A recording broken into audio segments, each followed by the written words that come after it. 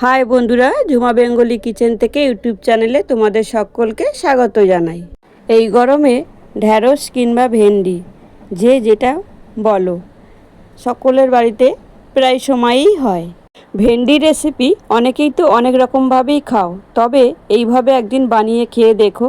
আমি এখানে 500 গ্রাম ভেন্ডি নিয়েছি আর এইভাবে ছোট ছোট টুকরো করে কেটে নিয়েছি। এবার দুটো বড় সাইজের পেঁয়াজ নিয়েছি আর পেঁয়াজগুলো আমি একটু বড় বড় ও ডুমো ডুমো সাইজ করে কেটে নেব, দেখো।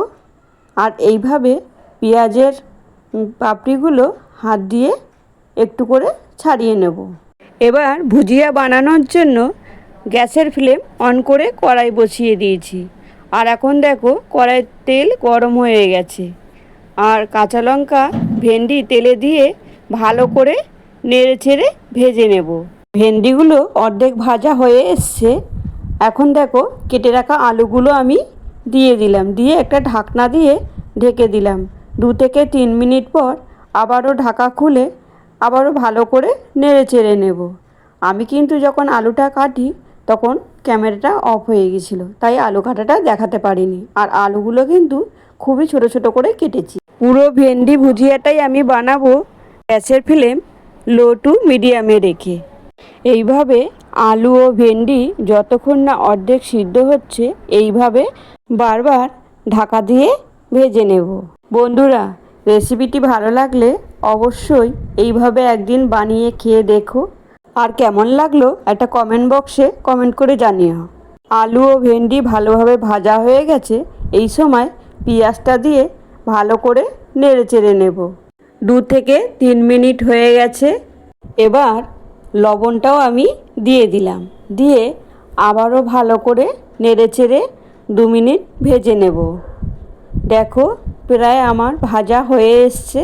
আর এখন হলুদটাও দিয়ে দিলাম, দিয়ে সামান্য একটু জিরে গুঁড়ো ও লঙ্কার গুঁড়ো দিয়ে ভালো করে নেড়ে চেড়ে আবারও ভেজে নিলাম।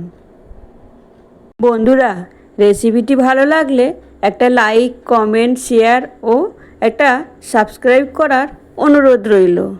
এত সময় তোমরা আমার পাশে থেকে পুরো ভিডিওটা আমার দেখার জন্য অসংখ্য ধন্যবাদ। ভেন্ডি ভুজিয়া আমার রেডি, দেখো।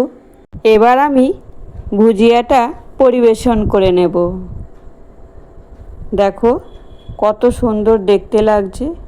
তো বন্ধুরা, এইভাবে যদি ভেন্ডি ভাজা করা যায় তাহলে ভাত কিংবা রুটি দুটোতে খুবই অসাধারণ লাগে খেতে।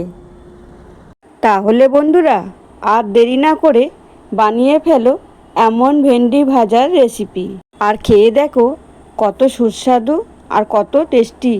ভিডিওটা ভালো লাগলে একটা লাইক দিয়ে কন্টিনিউ করে দিও। আজ এখানেই শেষ করলাম, ফিরে আসছি আবারও এক নতুন কোনো রেসিপি নিয়ে। এখন সকল বন্ধুরা সুস্থ থেকো, ভালো থেকো।